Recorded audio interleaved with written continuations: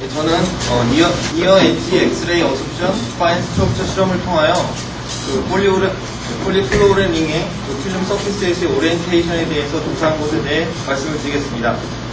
이번 실험은 같은 연구실의 조시현 군과 그다음에 스탠포드 방사능 가속기 연구소의 얀 루닝, 그리고 막스 플랑크 연구소의 노토퍼와 셜프 교수, 그리고 지도 교수님이신 윤정 교수님과 함께 연구를 진행했습니다.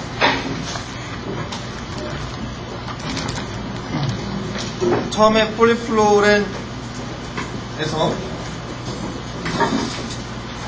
일렉트로루미네센스 프로퍼티가 발견된 이후에 폴리플로렌은 여러 그룹에 의해서 많이 연구되어 왔었는데, 특히 이 C9 사이트에 그 여러 가지 브랜치를 달아서 솔러빌리티를 높이고, 그 다음에 프로세서빌리티도 좋게 하고, 그 다음에 또 이 물질이 갖고 있는 특성인 옵티칼 입션시가 좋고, 그리고 열적이나 화학적 성질이 우수하고, 또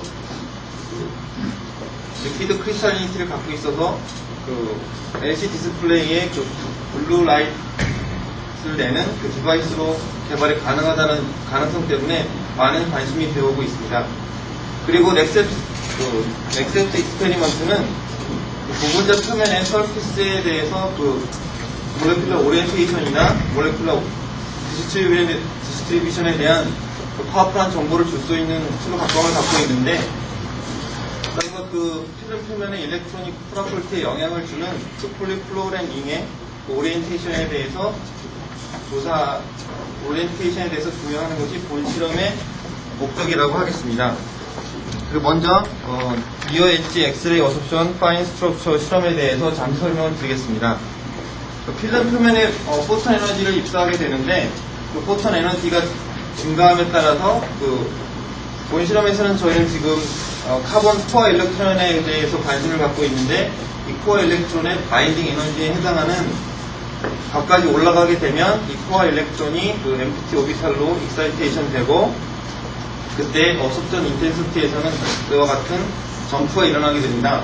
따라서 이 부분에 대해서 집중적으로 조사를 할 것인데, 그 일렉트론이 익사이트 되고서 그 익사이트된 일렉트론이 그 주변 일렉트론의 카이네틱 에너지를 전달하게 되고, 그 카이네틱 에너지를 크게 갖고 있는 일렉트론들은 직접 서피스에서 튀어나오게 됩니다. 이러한 과정은 보통 그 필름 서피스로부터 약 10옹스트롱 리전에서 나오게 되는데, 이와 같은 프로세스를 ODA 프로세스라고 부르고, 그 튀어나오는 일렉트론을 직접 디텍션하는 또 ODA 일렉트론 일드가 있고, 그 다음에 그 포톤 에너지가 있어하는 데 대해서 그 빔 크로스 섹션을 감소시키면 그 포톤 에너지가 좀 더 필름 깊숙이 침투할 수 있게 됩니다. 이 경우에는 약 100옹스트롱까지 침투할 수 있는데, 이때 그 익사이테이션 되고 이 비어있는 그 홀을 채우기 위해서 그 일렉트론의 흐름이 일어나게 되는데, 이때의 전류를 측정하는 토탈 일렉트론 리드 두 가지 디텍션 방법으로 실험을 하게 됩니다. 그래서 실험은 그 스탠포드 대학교에 있는 그 방사능 가속기에서 진행이 되었는데, 지금 이것은 잘 알려진 그 리니어 엑셀레이터의 모습을 보여드리고 있고, 이 노란 부분이 이제 방사능 가속기 연구소 모습입니다. 그리고 이것 내부의 모습을 보여드리고 있습니다. 사용한 머티리얼은 그 에틸엑실 브랜드가 달린 것인데, 이것은 그 배양을 했을 러빙을 했을 때 그 배양이 상당히 잘 되는 물질로 알려져 있습니다.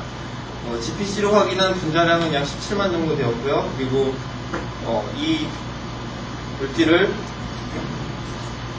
솔루션으로 만들어서 실리콘 메이커에다 코팅을 해가지고 그 다음에 4가지 종류의 샘플을 준비를 했습니다. 첫 번째 것은 스킨 코팅을 한 다음에 상온에서 백균 드라이드 한 것이고, 그 다음에 DMA나 DSC로 전이 온도를 체크를 해서 이 온도보다 약간 높은 온도에서 어닐링을 한 그 두 번째 샘플을 준비를 했고, 세 번째는 이 필름을 다시 러빙을 시켰습니다. 그리고 마지막으로 네 번째는 그 러빙한 필름을 다시 같은 온도에서 어닐링을 시켰습니다. 그리고 이 넥셉스 익스페리먼트는 그 빔의 입사 방향에 대해서 여러 가지 익스페리멘탈 지오메트리를 선택할 수가 있는데, 처음에 빔의 그 폴라라이즈된 빔의 입사 방향이 서피스에 대해서 수직한 경우가 있을 수 있겠고, 이러한 경우에는 그 빔의 일렉트릭 필드가 이제 서피스에 대해서 평행하게 됩니다.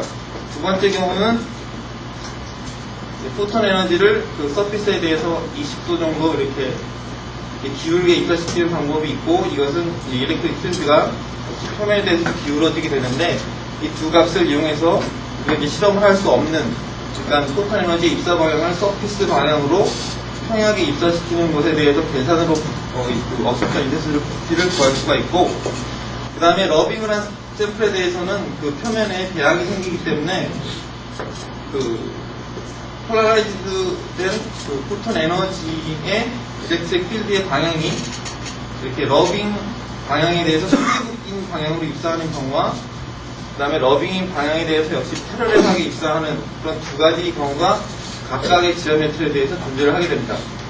그리고 이 사용한 엑스레이 소스가 퍼펙트하게 폴라라이즈되어 있지 않기 때문에 그 정량적인 분석을 위해서는 그 완전히 100% 폴라라이즈 된 것처럼 해서 계산을 해야 되는데, 따라서 우리가 원하는 그 어섭션 인텐서티 값을 이렇게 계산을 해서 구했습니다. 그래서 지금부터 보여드리는 그림들은 노멀라이제이션과 아까 보여드린 그 계산에 의해서 나온 인텐서티 값들입니다.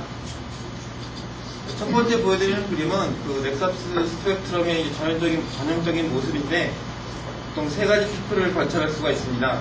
첫 번째 것은 그 카본 코어 일렉트론의 시그마 안타이 본딩 오비탈로의 익사이테이션에 의해 나오는 피크이고, 그 다음에 조그만 피크는 그 카본 코어 일렉트론의 그 하이드로전과의 시그마 안타이 본딩 오비탈로의 점프에 의해서 일어나는 것이고, 요것은 이제 카본과 카본의 그 시그마 안타이 본딩 오비탈로의 점프에 의해서 나타나는 것입니다.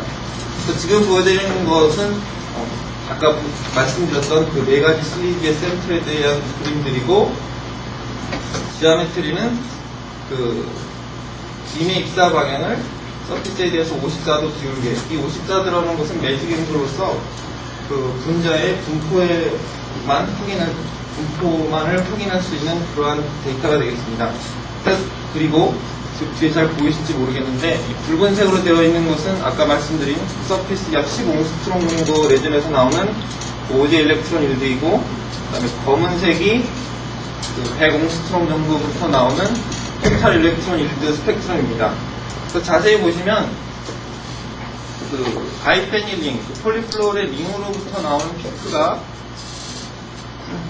오제 일렉트론 일드에서 나오는 것이 약간 작고, 그다음 시그마 본도는 약간 큰 것으로 봐서 사이드 체인은 주로 필름 표면에 많이 분포를 하고, 그 다음에 폴리플로렌 링은 그렇게 많이 차이는 나지 않지만 좀 더 아래쪽에 분포하는 것을 알 수 있습니다. 그리고 이러한 필름들을 다시 처음에 스킨 코팅한 필름들을 이제 어뉴링을 시켰을 때는 그 역시 그 스펙트럼이 첫 번째 것과 두 번째 것이 변화가 없는 것으로 봐서 그 세그멘탈 디스트리뷰션은 변화 없이 그대로 분포를 하고 있다는 것을 확인할 수 있었고, 다시 스핀 코팅에서 베큐um 드라이더 샘플에 대해서 말씀을 드리겠습니다. 이번엔 지오메트리를 그 일렉트릭 필드를 서피스에 대해서 수직하게 그것을 연도로 표시를 했고, 이건 빔의 입사 방향입니다. 빔의 입사 방향이 서피스에 대해서 90도, 그러니까 일렉트릭 필드가 서피스에 대해서 평행한 경우에 대한 스펙트럼을 비교해봤습니다. 지금 그 바이페닐 링의 로부터 나오는 피크를 확인을 해보면, 지금 그 일렉트릭 필드가 서피스에 대해서 평행한 경우가 피크 인텐서티에서 상당히 많이 낮은 모습을 볼 수가 있습니다. 이것은 이제 링들이 주로 그 바이페닐 링의 그 트랜지션 모먼트의 방향은 이 링하고 이제 퍼펜디큘러한 방향이기 때문에 링들이 주로 이제 서피스에 대해서 이렇게 수직이 아닌 평행한 분포로 더 많이 놓여있는 것을 알 수 있고, 그다음에 서피스 100옹스트롱 리전에서는 그거보다 약간 차이가 좀 더 줄어드는 것을 보여주는데, 즉 이제 서피스에서 보다 더 링이 이제 패럴하게 존재한다는 것을 알 수가 있습니다. 이 필름을 어닐링 시켰을 때는 아주 미세한 차이인데, 역시 그 서피스 부분에서 그 두 가지 스펙트럼의 갭이 더 커진 것을 확인할 수가 있었습니다. 따라서 어닐링을 함으로써 플로레닝이 좀 더 패러렐하게 놓여진다는 것을 알 수가 있습니다. 그 다음에 그 필름들을 다시 러빙을 했을 경우에는, 자, 지금 이것은 일렉스페리멘탈 지오메트리가 90도인 경우인데, 따라서 일렉트릭 필드가 표면의 평행인 방향입니다. 그것을 다시 그 러빙한 방향에 대해서 평행하게 그리고 또 수직하게 그 지오메트리를 바꿔가면서 실험을 해봤는데, 그 러빙하기 전보다 러빙한 이후에 그 인터셉트 값이 차이가 나고 있습니다. 지금 빨간 부분이 잘 안 보이는데 여기 있고 검은색이 요 윗부분인데, 따라서 러빙한 방향에 대해서 링이 오리엔테이션을 하고 있다는 것을 이렇게 보여드리고 있고, 이번에는 그 익스페리멘탈 지오메트리가 이제 그레이딩 인스턴트 앵글이라고 해서 이제 서피스 방향으로 빔을 입사시켰을 때는 그 인터셉트 값들이 딱 적용하는 것을 보여주고 있는데, 이것은 링들이 러빙한 방향으로 오리엔테이션 하면서 링이 또다시 이렇게 약간 그 서피스에 대해서 버티컬하게 솟는 그런 모습을 보여주고 있습니다. 배양된 표정을 다시 어닐링을 시켰을 때에는 역시 그 54도로 입사한 그런 스펙트럼에서 알 수 있듯이 그 세그멘탈 디스트리뷰션에는 영향이 거의 없었지만, 그 폴리플로렌 링이 러빙 방향에 대해서 그 오리엔테이션 된 그러한 효과들이 전부 사라지는 것을 볼 수 있습니다. 그 아까 그 수직하게 러빙한 방향에 대해서 수직하게 또는 평행하게 입사시켰을 때 나오는 인텐시티 값들이 차이 없이 두 개 다 일치하는 모습을 보여주고 있습니다. 그 플로렌 링의 오리엔테이션도 또한 이제 러빙하기 전인 그 서피스에 대해서 이제 패러렐하게 놓이는 그러한 포지션이 더 늘어나고 있다는 것을 보여드리고 있습니다. 그렇다면 그러한 링들이 얼마만큼 이렇게 배양이 됐는지를 알아보기 위해서 오도 파라미터를 도입을 했는데요. 그 아까 보여드린 그 다이크로이즘 그 스펙트럼의 인테서티하고 인테서티는 그 일렉트릭 필드 트랜지션 모멘트의 그 서피스에 대한 수직으로부터의 각, 그러니까 빔의 입사 각과 이러한 알파 베타라는 파라미터만 나타날 수 있는데, 만약에 퓨얼리 리니어하게 폴라라이즈 되는 경우에는 그 서피스에 대해서 수직한 방향으로의 오리엔테이션 팩터를 이렇게 구할 수가 있습니다.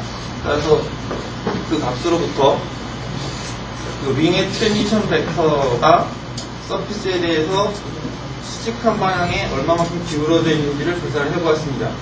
여기서 S값이 1이면은 서피스에서 완전히 수직한 것이고, S값이 0이면 그 서피스로부터 수직한 방향에 대해서 아이소트로픽한 경우도, 그다음에 S가 마이너스 2분의 1인 경우에는 서피스에 완전히 패러렐하게 놓인 그런 것을 나타냅니다. 아까 말씀드렸다시피 그 트랜지션 벡터는 그 플로렌 링에 대해서 수직한 방향이기 때문에, 이것이 그 서피스로부터 수직한 방향으로 어느 정도 오도를 갖고 있기 때문에 그 링들은 서피스에 대해서 어느 정도 좀 패러렐하게 놓여 있다는 것을 보여드리고 있고, 그다음에 두 번째 보여드리는 것은 그 러빙한 필름에 대해서 그 링의 트랜지션 벡터가 얼마만큼 기울어져 있나를 보여드리고 있습니다. 아까 말씀드렸다시피 이 값이 마이너스 값이면은 그 러빙한 방향에 대해서 그 트랜지션 벡터가 수직하게 놓여있는 경향이 있다는 것이니까, 링은 반대로 러빙한 방향으로 이제 서피스에서 오리엔테이션 하고 있다는 것을 보여드리고 있습니다. 예, 결론을 말씀드리겠습니다. 이런 넥셉트 익스페리먼트로 그 폴리플로렌 링의 서피스에서 오리엔테이션을 확인할 수 있었고, 자세히 말씀을 드리면 플로렌 링들은 스핀 코팅을 했을 때는 아무래도 그 서피스에 패러렐하게 놓여있는 경향이 있고, 어닐링을 함으로써 그러한 효과들이 좀 더 증대됐다가 러빙을 함으로써 다시 그 링들이 수직한 방향으로 서면서 오리엔테이션 됐다가 다시 또 어닐링 했을 때는 그 Tz 이상에서 어닐링 했을 때는 교과가 사라지는 것을 확인할 수가 있었습니다. 이 본 연구는 DK21 프로그램에 의해서 지원을 받았습니다. 이상입니다.